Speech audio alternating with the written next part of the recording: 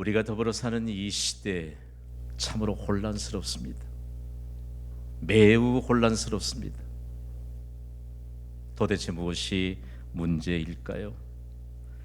제 아들 녀석이 한국말이 서툴던 초등학교 때 한국말을 터득이 하기 위해서 얼마나 애를 썼는지 모릅니다. 그때 아들 녀석의 손에는 책이 한 권 들려 있었습니다. 그 책은요, 흥미를 가져다주는 퀴즈로 가득 차 있는 책이었습니다. 이 책 한 권 때문에 아들 녀석 주위에 같은 또래 아이들이 막 몰려들어요.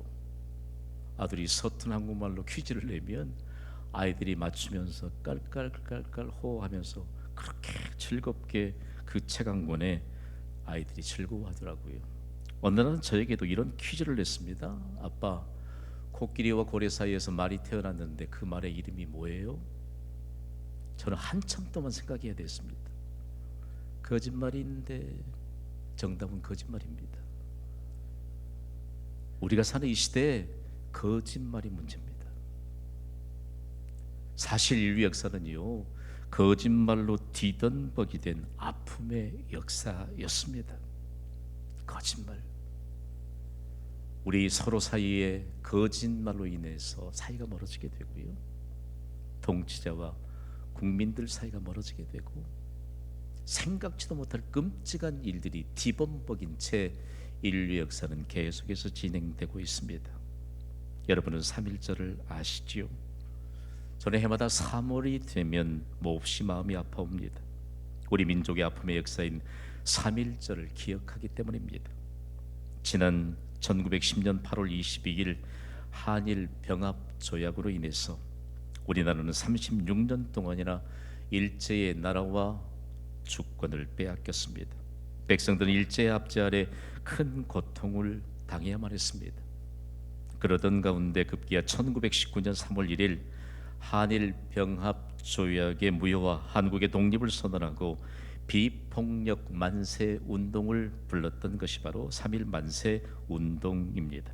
전 국민이 일어나서 민족의 자유를 외쳤던 독립 만세 운동은 우리 민족의 너무나도 중요한 역사적 사건이었습니다. 일본 제국에 강제로 합병된 조국을 독립시키고자 33인의 민족 대표가 세계 만방의 독립을 선언하고 전국 곳곳에서 독립 만세를 외치기로 계획을 세웠습니다. 독립선언서를 작성하고 서명한 민족 대표 33인 가운데 16인이 기독교인이었습니다. 이때 3.1 만세 운동으로 체포된 사람들을 일본 정부가 조금 조작했습니다. 매우 축소시켜서 그들의 통계를 내놓았는데 기독교인이 2,039명이고요, 천도교인이 1,063명이고 유교인이 55명, 불교인이 41명으로 그들은 조작된 축소된 통계를 내놓았습니다. 얼마나 많은 사람들이 3.1 만세 운동으로 말미암아 체포되고 그리고 투옥되고 얼마나 갖은 수모를 당해야 했는지 모릅니다. 당시에 YMCA 총재로 있던 이상재 선생은 독립선언서에 서명했잖아요. 즉시로 일본 경찰에 끌려갔는데 누가 이번 만세운동의 주동자인가 다그쳐 물을 때 이상재 선생은 이렇게 대답했습니다. 하나님이 주모자로 앞장섰고 2천만 국민이 그 뒤에 있다고 당당하게 말했습니다. 특히 충청 지역에서 3.1 독립만세 운동을 주도했던 독립운동가 유관순 열사는 신실한 신앙을 가진 기독교인이었습니다. 당시 한국교회는 민족 독립을 위해 헌신하며 나라를 구한 구국교회였습니다. 저는 당시의 문헌들을 탐독하면서 민족적인 고난 가운데서도 한국교회의 성도들은 하나님의 말씀을 배우는 일에 힘썼습니다. 그리고 하나님의 말씀을 붙잡고 하나님의 말씀이 바로 이 나라와 민족의 생명이요 다음 세대의 희망인 것을 믿고 하나님의 말씀에 의지했습니다. 참으로 눈시울이 뜨거워지는 것은요, 3.1 만세 운동이 일어날 때에 한국교회 성도들은 포스터를 제작해서 이런 경문들을 방방 곳곳에 붙였습니다. 우리 함께 읽어볼까요? 시작. 우리는 아침에 기도하고 낮에 기도하고 밤에 기도합시다. 주일에는 금식 기도합시다. 그리고 성경은 날마다 환독합시다. 우리가 외치는 독립을 우리 대에는 못 얻어도 우리 자손 대에는 얻을 것입니다. 민족의 고난 앞에서도 좌절하였던 한국교회 성도들의 외침, 오늘 이 시대를 살아가는 한국교회 성도들에게 과연 이런 외침이 있을까요? 두가면 이 나라와 민족의 그리고 국가적인 어떤 과제 앞에 남 탓으로 돌리지 있지는 않습니까? 하나님은 모든 문제의 해결자이심을 믿습니다. 겸손히 하나님 앞에 기도의 무릎을 세워야 할 때입니다. 겸손히 하나님의 말씀을 배워야 할 때입니다. 우리의 생각은 사라지게 하고 하나님의 말씀이 우리를 주장할 때 진정으로 오늘 3부 예배자를 통해서 말씀의 능력을 경험하게 하시는 은혜가 임하게 될 줄 믿습니다. 사실 일제강점기에 36년 동안 우리나라와 이 민족이 겪었던 수모는요, 말로 다 표현할 수 없습니다. 그러나 한 가지는 분명합니다. 민족적인 수모를 한국 교회를 통해서 극복하게 하셨습니다. 하나님은요, 우리의 머리털까지 세심 받으시는 전능자이십니다. 모든 문제 하나님께 맡겨야 돼요. 당시 한국교회 성도들이 민족적인 고난 가운데서 배웠던 성경, 참 그들은 신앙심을요, 나라를 사랑하는 애국심으로 증명해 냈습니다. 얼마나 무력을 앞세웠던 일제의 그 두려움이 컸겠어요. 그러나 결단코 한국교회 성도들은 일제의 무력 앞에 무릎 꿇지 않았습니다. 도대체 무엇이 그들로 하여금 그렇게 담대하게 했을까? 그들은 실제로 그 시대에도 예수님의 말씀을 붙잡았습니다. 우리 마태복음 10장 28절 말씀을 소리 높여 읽습니다. 시작. 몸은 죽여도 영혼은 능히 죽이지 못하는 자들을 두려워하지 말고 오직 몸과 영혼을 능히 지옥에 멸하실 수 있는 이를 두려워하라. 아멘. 한국교회가 민족적인 순환을 극복해내면서 하나님의 말씀을 배웠잖아요. 그리고 마음판에 새겼습니다.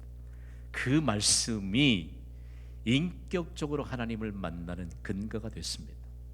무엇보다 중요한 것은 당시의 믿음의 부모님들에게서 자라는 믿음의 자녀들이 하나님의 말씀인 성경을 통해서 세상보다 크신 하나님을 만났습니다. 오늘 우리는 예배를 여기다 들고 있지만 우리의 자손들이 우리가 만난 세상보다 크신 하나님을 인격적으로 만나기를 늘 깨어 기도해야 합니다. 우리가 만난 하나님, 오늘 우리가 하나님께 예배드리는데 뭐가 두렵겠어요? 하나님은 사람으로 할 수 없는 일들을 능히 해내시는 전능자이십니다. 하나님은 믿음대로 역사하십니다. 우리의 자녀들이 믿음으로 살 것을 여러분 한번 생각해 보세요. 오늘 중요한 내용은요, 성경을 배우고 그리고 성경 말씀에 근거해서 확실한 일에 머물렀던 한국 교회의 믿음의 전통이 일제강점기 동안에 전 세계 모든 지구촌에 세워졌던 교회의 강력한 도전이 됐습니다. 한국 교회를 끌어올리면 민족적인 순환 앞에서도 하나님의 말씀인 성경을 배우고 그 말씀에 근거해서 확실한 일에 머무르게 되므로 민족의 고난은 희망으로 바꾸어 주시는 하나님의 역사의 근거가 되었다는 말씀입니다. 확언합니다. 선포합니다. 우리 자손대대로 하나님이 보호해 주실 줄 믿습니다. 오늘 말씀이 그 명확한 근거를 제시하고 있습니다. 우리에게 강력하게 들려주시는 하나님의 음성을 듣습니다. 디모데후서 3장 14절 말씀을 우리 함께 읽습니다. 시작. 그러나 너는 배우고 확신한 일에 거하라. 너는 내게 누구에게서 배운 것을 알며. 아멘. 이 말씀이 누구에게 전달되었느냐? 이방의 사도로 하나님이 부르셨던 바울 사도가, 그가 영적으로 태동시킨 영적인 아들 디모데가 에베소라고 하는 교회를 담임하고 있을 때 그에게 전달된 서신입니다. 그런데 디모데가 어려서부터 성경을 알았다고 했거든요. 성경은 증거하기를 디모데는 믿음이 있는 그의 외할머니로부터 성경을 배웠고 그의 어머니로부터 성경을 배웠고 그리고 그가 배웠던 성경이 얼마나 중요한 인류 역사에 큰 획을 그었던가를 사도 바울이 넌지시 우리에게 가르쳐주고 있습니다. 바울도 예수님의 제자요, 바울이 낳은 영적인 아들 디모데도 예수님의 제자입니다. 오늘 구원받고 그리스도인이 돼서 하나님의 자녀로 살아온 우리 모두는 예수님의 제자입니다. 맞습니까? 그런데 예수님의 제자들에게는 반드시 드러나는 증거가 있습니다. 오늘 본문이 디모데 후서 3장 14절이 제자된 증거에 대해서 말씀하고 있는데 첫 번째 증거는요, 하나님의 말씀을 배우는 것입니다. 여러분 오늘 예배 오셨습니다. 예배 오셨으니까 가장 영광스러운 일을 시행하고 있는 축복의 증인들로 우리의 인생을 펼쳐가게 될 줄 믿습니다. 사람들이 좋은 일 많이 하고 싶다고 그래요. 사람이 할 수 있는 일 가운데 가장 영광스러운 일은 전능자이신 하나님 앞에 예배하는 일입니다. 그러니까 예배가 온 세상의 해답이죠. 오늘 우리가 예배를 통해서 배우는 것인데 모두 다 하나님의 말씀에 근거해서 예배 요소를 가득 채우고 있습니다. 예배 오시면 찬양을 배우시기를 바랍니다. 그래 노래 한 곡 하는 게 아니고요, 배우세요. 찬양을 배우면 믿음을 배우는 것입니다. 기도를 배우시기를 바랍니다. 대표기도라는 하늘 문을 열고 은혜의 문을 여는 축복의 도구로 쓰임 받습니다. 기도를 배워야지요. 이 기도는 하나님께 드려지고 있고 이 기도에 내가 아멘으로 화답하면 그대로 하나님의 뜻이 이루어지는 놀라운 역사가 펼쳐지게 될 것을 믿는 믿음을 배우는 것입니다. 선포되는 말씀을 배우시기를 바랍니다. 그리고 함께 예배하는 예배자들 가운데서 믿음의 모범을 배우시기를 바랍니다. 오늘 여기서 예배드리고 있는데 이 예배가 세상적인 말로 좋은 자리에 가서 그냥 앉아있다 가는 그런 요식적인 행위의 과정이 아닙니다. 지금 인격적으로 만나는 하나님 앞에 예배하는 우리에게 모든 문제를 해결해 주시는 하나님의 약속이 보장되어 있습니다. 그러므로 여러분 이곳에서 문제 해답을 말씀이 선포될 때 받으시기를 주님의 이름으로 선포합니다. 첫 번째 해답을 주시는데 우리가 배우는데 이 배우는 사람이 제자라는 말씀입니다. 신약 성경의 원문은 헬라어입니다. 헬라어 중에 제자의 의미를 담고 있는 단어가 바로 마데테스입니다. 이 마데테스라고 하는 단어가 예수님으로부터 온 세상에 선포되고 확산될 수 있었습니다. 우리가 예수님의 제자라고 할 때 예수님께 배우는 자입니다. 그리고 배운 대로 행하는 자입니다.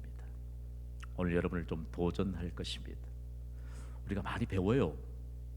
그래도 신앙생활을 한 지가 벌써 몇 년입니까 여러분? 배우기는 배우는데 제자된 증거가 나타나지 않는 것은 배운 대로 행하지 않기 때문입니다. 김 목사께서 오늘 나를 아주 작정하고 그냥 야단하신다 그렇게 이해하시면 여러분에게 오히려 은혜가 임할 줄 믿습니다. 배우셨습니까? 배운 대로 행하시기를 바랍니다. 그래야 비로소 예수님의 제자들에게 말씀을 배우는 이 효력이 얼마만큼 드러날 것인가에 대해서 분명하게 보여준다는 말씀입니다. 예수님은 제자들을 직접 부르셨습니다. 그리고 직접 가르치셨습니다. 여기에 예수님의 목적이 있습니다. 제자가 어떻게 살아야 하는가를 거기에 담아두신 것입니다. 예수님의 제자는요, 누구든지 겪어대는 신앙의 초보 상태를 떠나서 예수님과 같은 방향으로 가는 자로 살도록 예수님이 제자를 부르시고 가르치시고 훈련하셨습니다. 오늘 삼배배를 섬기는 예배자 여러분, 우리 모두가 예수님의 제자입니다. 반드시 누구나 겪는 신앙의 초보 상태를 떠나시기를 주님의 이름으로 선포합니다. 신앙의 초보 상태를 떠나지 않으면 영광스러운 일들을 하나님이 우리에게 맡겨주심에도 불구하고 거기에 합당한 것을 안 하겠다고 해요.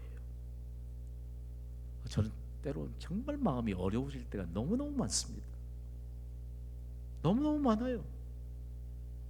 신앙의 초보 상태를 떠나지 않으면요, 우리에게 있어서 신앙의 진수, 그리고 신앙을 통해서 우리에게 제시된 증거는 과연 어떤 관계가 있는가를 경험하지 못합니다. 예수님의 자는 반드시 하나님의 말씀인 성경을 배우고 배운 대로 행하면서 예수님과 같은 방향으로 나아가야 합니다. 그 발걸음엔 힘이 붙게 될 줄 믿습니다. 생명의 길이 될 줄 믿습니다. 오늘 이 예배를 마치고 예수님과 함께 같은 방향으로 향해 여러분의 삶 현장으로 가보십시오. 여러분의 가정에 놀라운 생명력이 임하게 될 줄 믿습니다. 성경을 배우면 어떤 유익이 있을까요? 성경은 인간으로서 불가능한 일들을 가능으로 바꾸어 주시는 믿음의 능력을 가르쳐 줍니다. 성경은 우리의 슬픔을 기쁨으로 바꾸어 주시는 하나님의 은혜를 경험하게 합니다. 성경은 인간의 한계 선상에서 역사하시는 하나님의 능력을 가르쳐 줍니다. 저는 여러분과 늘 말씀을 나누잖아요. 언젠가 제가 설교 대목이 이렇게 설교하더래요. 하나님은 벼랑 끝자락에서도 웃게 하시는 하나님이심을 믿습니다. 자기도 모르게 아멘 했는데 진짜 역사가 일어난 거예요. 아무리 인간이 절망할 수밖에 없는 상황이 이르러도 하나님은 벼랑 끝자락에서 웃게 하시는 전능자이십니다. 그러니까 우리가 성경을 배워야 될 정말 구체적인 이유를 성경에 다 기록해 놓으신 것이죠. 성경을 배우는 어떤 이유가 있을까라고 할 때 하나님은 전능자이시거든요. 성경을 배우면 전능자이신 하나님이 나를 도우심을 가르쳐 줍니다. 우리 함께 선포해봐요. 전능자이신 하나님이 나를 도우십니다. 시작. 전능자이신 하나님이 나를 도우십니다. 아멘. 무엇이 문제일까요? 사람은 누구에게나 소원이 있거든요. 오늘 이 예배를 통해서 소원이 이루어지는 놀라운 하나님의 능력이 임하고 있습니다. 소원이 있는데 동시에 현재적인 나의 삶이 있습니다. 믿음의 초보 상태를 떠나지 않으면 자신이 가진 소원과 현재적인 삶이 늘 갈등을 불러일으킵니다. 수많은 사람들이 이걸 일컬은 문제라고 합니다. 그것이 문제가 아닙니다. 내가 바라는 소원이 있고 내가 거부할 수 없고 피할 수 없는 현실이 있다면 하나님의 말씀인 성경 속으로 들어가시면 됩니다. 안 들어가니까, 성경 속으로 들어가지 못하니까 늘 갈등이 생기는 것입니다. 누구든지 성경을 배우면 확신을 갖게 됩니다. 예수님의 제자된 예배자 여러분, 성경을 부지런히 배우는 예수님의 제자로 증거되시기를 주님의 이름으로 축복합니다. 두 번째 예수님의 제자된 증거는요, 확실한 일에 머무르는 것입니다. 예수님의 제자된 두 번째 증거를 보십시오. 확실한 일에 거하라라고 우리 개역 개정판엔 그렇게 번역이 됐는데 제가 좀 세밀하고 보다 쉽게 번역해 보았습니다. 확실한 일에 계속해서 머무르라는 것입니다. 이 확실한 일은 도대체 뭘까? 확실한 일은 믿음으로 나타나는 결정과 행동을 말합니다. 오늘 여러분 3부에 모셨습니다. 여러분보다 훨씬 먼저 오전 7시 30분에 일부 예배를 드리고 간 예배자들도 있습니다. 어떻든지 예배에 올 수 있는 이 결과는 우리의 믿음의 결정이요 믿음의 행동으로 인한 것입니다. 그러니까 확실한 일, 예배 자리에 계속해서 머무르는 자가 복이 있는 줄 믿습니다. 그러니까 확실한 일에 계속해서 머무른다는 것이 얼마나 중요한지 모릅니다. 그러면 중요한 내용 하나, 이 확실한 일에 대해서 우리가 구체적으로 좀 드러낼 수 있는 것은 구원의 확신입니다. 여러분, 우리는 예수님을 구주로 영접하고 구원받았습니다. 그래서 지옥의 심판에서 벗어나 천국에서 영원한 생명과 영원한 즐거움을 보장받는 것을 미리 이 땅에서도 경험하는데 대표적인 시간이 예배입니다. 그러니까 이 예배는요, 천국의 상징인 배부름과 만족을 주시는 하나님의 은혜의 현장입니다. 그래서 이 구원의 확신이 너무 중요해요. 여러분, 구원의 확신이 있습니까? 구원의 확신에 대한 질문을 좀 던져보겠습니다. 지금이라도 이 세상을 떠나신다면 천국에 들어갈 확신이 있습니까? 만약에 이 확신이 없다면요, 어떻게 될까요? 성경과 구원은 과연 어떤 관계가 있을까? 오늘 보면 디모데후서 3장 15절에 이렇게 증거합니다. 읽습니다. 시작. 또 어려서부터 성경을 알았나니 성경은 능히 너로 하여금 그리스도 예수 안에 있는 믿음으로 말미암아 구원에 이르는 지혜가 있게 하느니라. 아멘. 우리가 사는 이 세상에는요, 수많은 책이 있습니다. 헤아릴 수 없는 책이 많습니다. 그러나 구원에 이르는 지혜를 기록하고 있는 책은 성경 한 권뿐입니다. 홍길동전 2번 읽어야 될 필요가 없는 책입니다. 심청전 마찬가지고요. 사람이 만드는 이야기는 2번 이상 읽어야 될 필요는 없습니다. 그 어떤 책에도 구원에 이르게 하는 지혜가 없고 구원에 이르게 하는 지혜로 안내할 수 없다는 사실입니다. 구원의 확신이 없으면요, 축복의 자리에 머무를 수 없습니다. 구원의 확신이 있는 제자들에게는 믿음의 증거가 나타납니다. 이 좀 긴장하셔야 돼요. 여러분, 구원의 확신이 있습니까? 구원의 확신이 있다면 믿음의 증거가 나타나야 합니다. 구원의 확신이 있는 제자들에게 나타나는 믿음의 증거는 순종의 즐거움입니다. 예배의 즐거움입니다. 기도의 즐거움입니다. 전도의 즐거움입니다. 섬김의 즐거움입니다. 하나님이 말씀하셨는데, 하나님이 말씀하셔서 배웠는데 배운 대로 행하지 않으니까 순종이 부담입니다.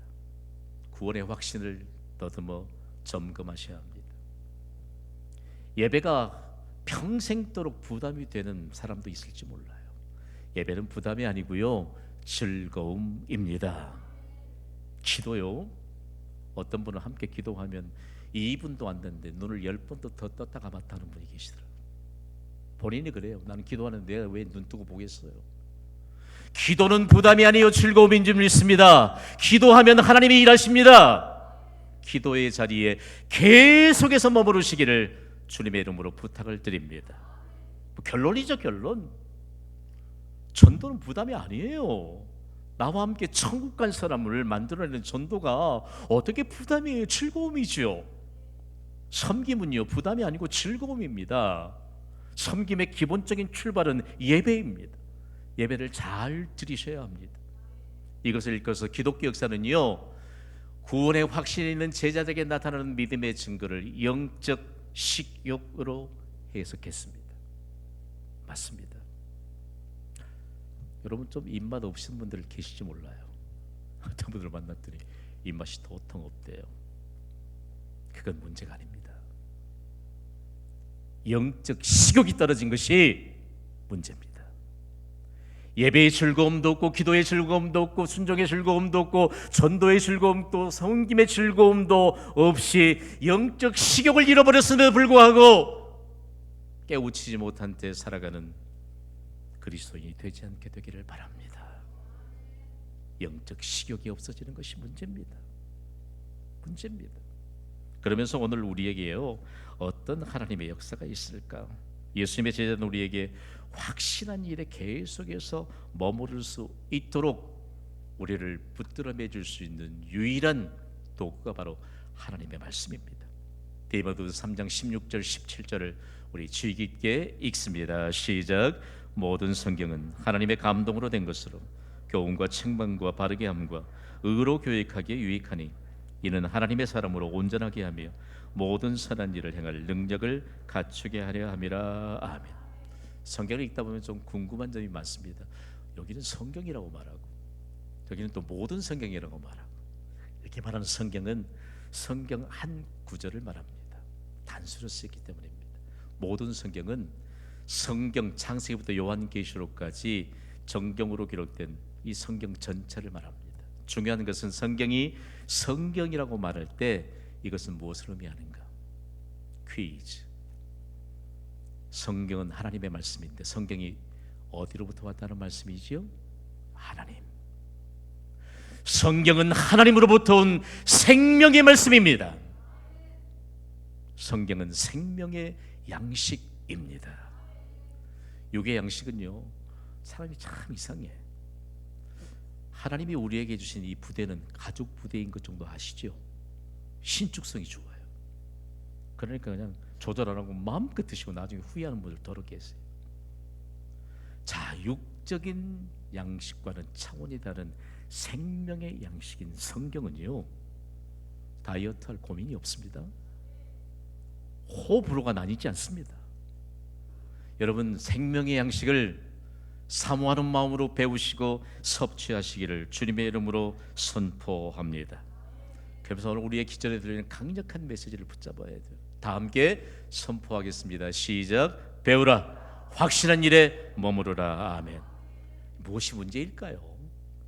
성경을 배우고 싶고 그 성경을 배웠으므로 확실한 일에 계속해서 머무르고 싶은데 무엇이 문제일까요? 예수님을 가장 많은 사람이라고 일컬음을 받는 사도 바울이 목회 현장에서 경험한 것입니다. 왜 사람들이 배우고 확실한 일에 계속해서 머무르지 못할까? 버릴 것을 버리지 못해서 그렇습니다. 제가 성경을 연구하다가 참 얼마나 도전이 되는지 몰라요. 교회 단위로 주신 말씀이잖아요. 고린도 교회를 향해서는 어린 나이에 일을 버렸노라. 그러니까 배우고 확실한 일에 계속해서 머무르는 하나님의 은혜의 무대가 된 것이지요. 데살로니가 교회는요, 악은 어떤 모양이라도 버리라고 했습니다. 버려야 합니다. 은퇴하신 목사님이 한번 설교하시는데 눈물 찍어내면서 설교를 하세요. 아이를 너무 사랑하신대. 아이들 아파트 주변에 있는 아이들을 만나기만 하면 불러서 음료수 사주고 아이스크림 사주니까 우리 목사님이 가시기만 하면 아이들이 졸려 따라온대요. 편의점에 가가지고 아이스크림도 사주고 때로는 음료수 사주는데 어떤 한 녀석이 음료수를 다 캔을 따더니 다 마시고 이러더래요. 너 거기 어디서 배웠니? 누구한테 배웠니? 충격입니다. 악은 모양이라도 버려야 합니다. 여러분의 행위라도 거짓말 하지 마시기를 바랍니다. 하시면 안 돼요. 그거 해서 안 돼요. 직접 보지도 않았고 직접 듣지도 않았는데 뭘 그렇듯하게 말을 해요. 그게 거짓말이라니까요. 디모데후서 2장 16절에는요, 망령되고 헛된 말을 버리라고 했습니다. 디도서 2장 12절은요, 경건하지 않는 것과 이 세상 정욕을 다 버리라고 했습니다. 히브리서 기자는 증거합니다. 그리스도의 도의 첩을 버리라고 말합니다. 예수님의 제자 베드로는 시기와 모든 비방하는 말을 버리라고 말합니다. 오늘 사는 우리는 아직까지 버리지 못한 것은 무엇입니까? 배우라, 확실한 일에 계속해서 머무르라고 말씀하시는데 버리지 못하기 때문에 예수님의 제자된 증거를 나타내지 못합니다. 경신교회 동역자들이요, 우리는 광주광역시를 하나님의 축복의 도시로 바꿔야 될 사명을 가진 자들인 줄 믿습니다. 버려야 합니다. 주님이 부르시면 순종하십시오. 버리십시오. 주님이 기뻐하시지 않는 것 버리시기를 바랍니다. 3월부터 시작하는 1인 1성경 공부에 여러분 관심을 가지시기를 바랍니다. 사모하시기를 바랍니다. 그리고 함께 참여해서 배우라, 확실한 일에 머무르라고 하는 이 약속의 말씀의 증거자가 되어 여러분의 가정에 속해 있는 가족을 축복의 무대에 올리시고, 여러분이 속해 있는 어느 곳이든지 함께 더불어 사는 모든 이들을 축복의 무대에 올리시고, 대한민국의 모든 국민들과 더 나아가 지구촌 곳곳에 있는 수많은 사람들을 축복의 무대에 함께 올려놓을 수 있는 축복의 주역으로 사시기를 주님의 이름으로 축원합니다.